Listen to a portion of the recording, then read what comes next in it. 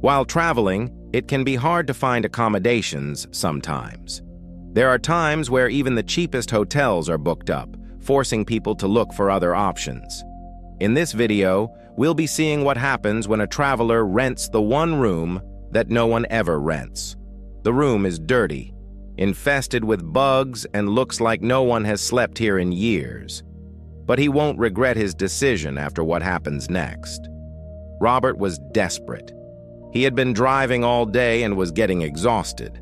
In fact, he rubbed his eyes so much that they were now completely bloodshot. He needed a break. So when he saw a sign that said, Motel, he turned right into the parking lot without even stopping to think about it.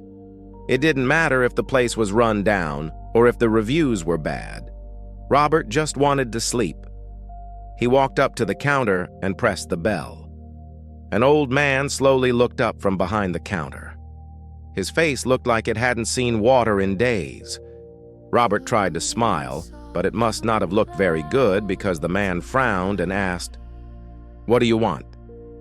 I would like to rent a room for the night," Robert replied. The man looked away again. "The only room we have available is number 7. Do you want it?" he finally said. "Sure, that's fine," Robert said, relieved. The man took a key from behind the counter and handed it to Robert. "Here you go," he said, then immediately looked back down at his magazine. Robert decided not to make the man repeat himself and headed to room 7. It was at the end of the hall and directly across from the stairs. The door looked like it hadn't been opened in years. As he pushed it open, the rusty hinges screamed. He put his bags on the floor and walked over to the window. The curtains were hanging off the rod, so he pulled them aside and looked out. The window faced the parking lot, and there wasn't a single car there. Was this place even legal? Was that why nobody rented the place? As he looked around the room, he noticed a full-length mirror on the wall opposite the bed. When he approached it, he noticed something strange. There was a person standing in the reflection who wasn't there. Robert stood there for a moment thinking he was going crazy. Then he realized it was his own reflection from the window. That made no sense. He went over to the window and saw his own reflection looking back at him from the parking lot. He turned around and looked back at the mirror. The reflection was gone. Maybe it was time to get some sleep. As he climbed into bed, he noticed a huge black stain on the pillowcase. Robert just shrugged and turned on the light. To his surprise, it revealed a huge spider web. He quickly flicked the light off and got under the covers. Just as he was drifting off to sleep, he heard footsteps in the hall. He sat up in bed and listened intently. The footsteps stopped outside the room. Someone was knocking on the door. Robert panicked and hid under the covers. The knocking continued. Who could it be?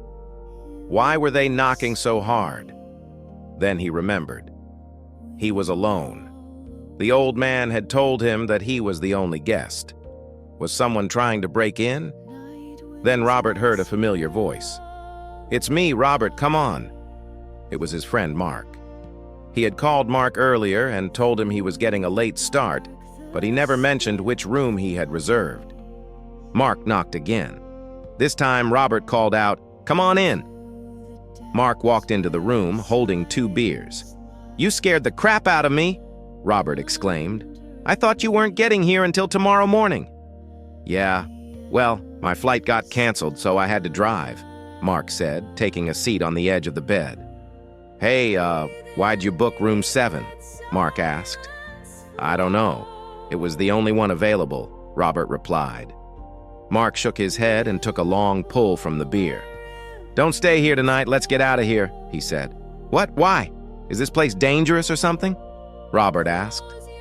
"No, not exactly. It's just, well, let's just say that no one ever rents that room for a reason," Mark said. "Why? What happened in here?" Robert insisted. Mark took another swig of beer before replying. "No one knows.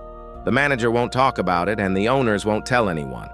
All I know is that it's best if you don't stay in there," he said.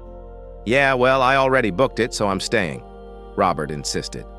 Mark sighed and took another pull from his beer. Well, suit yourself, but if anything weird happens, you'll be sorry you didn't listen to me, he warned. Robert smiled and assured his friend, "Don't worry. I'm sure it'll be fine." And with that, Mark left the room. Robert lay back down in bed, but he couldn't bring himself to sleep. Every little noise made him jump. He kept thinking about what Mark had said. He should have just listened to him and left. As he tossed and turned in bed, he noticed a dresser next to the window. He walked over and opened the top drawer. Inside, he found a dusty Bible. He pulled it out and opened it. On the first page, he found a name. Esther Taylor, it read. He closed the book and looked around the room. Who was Esther Taylor? How long had she been here? He walked over to the full-length mirror and stared directly at his reflection.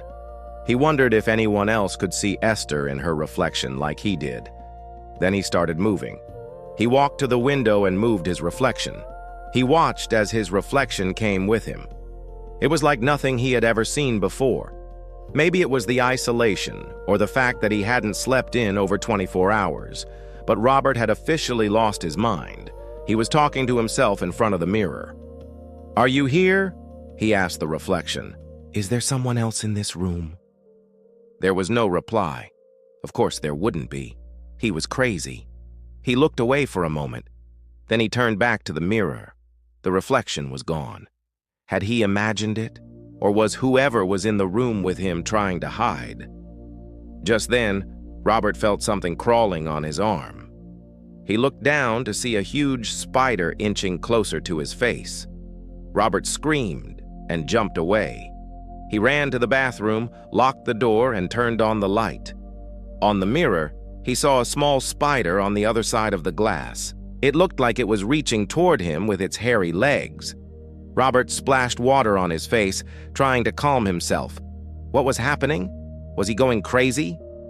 When he returned to the bedroom, the lights were out. He flipped the switch above the bed, but nothing happened. He tried the other switch, but that didn't work either. The whole room was plunged into darkness. Robert walked over to the window and pushed it open. The fresh air calmed him down a bit. He looked out into the darkness. In the distance, he saw a figure walking across the parking lot. It was Mark. Robert waved to him, but he didn't seem to notice. Robert walked back to the bed and laid down. It didn't matter that he couldn't see. He was too scared to look anyway. He tried to call out for Mark, but his throat was dry and no sound came out. He closed his eyes, hoping that Mark would hear him. Just as he was drifting off, he heard a knock. It came from inside the room.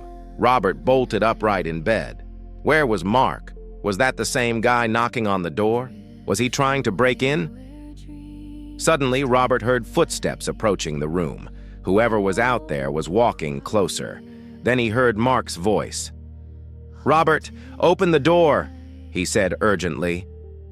"What is it? What's wrong?" Robert called out. "Please, Robert, I'm begging you, open this door," Mark pleaded. Robert hesitated, wondering if he should open the door.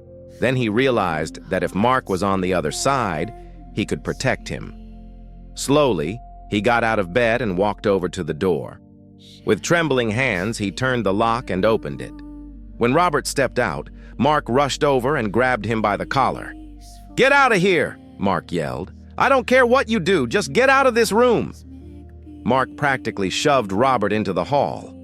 "But what about my stuff? I can't leave without my things," Robert protested. Mark shook his head frantically. "Your things aren't important right now. Just leave." Before Robert could ask any more questions, Mark closed the door and locked it. Then he leaned against the door, sliding down to the floor. "What's wrong, Mark? What's going on? Are you okay?" Robert asked, kneeling beside his friend. Mark took a deep breath and met Robert's gaze. "You need to get out of here right now," he said, his voice filled with urgency. "What if I told you that this room doesn't exist? That it was never here in the first place?" "What?" Robert exclaimed, confused. Mark nodded, his eyes wide with fear. "This room, it's not real. None of this is. This entire motel, it's just a figment of our imagination. But I can see the room. I can feel the walls. I can touch them, Robert insisted. No, you can't, Mark said. This isn't a place, Robert. It's not. You have to believe me. Please, he begged. We need to get out of here. Mark stood up, reaching out to help Robert. Help me, Mark whispered. Let's get out of here before it's too late. Robert reached out and grabbed Mark's hand. As they started to walk away, he looked back at the room. For a moment, everything seemed normal. He could see the other guests at their rooms and the cars parked in the lot. It looked like an ordinary motel room, but he knew the truth. It was a place where reality was distorted and time stood still. They never should have stayed there in the first place.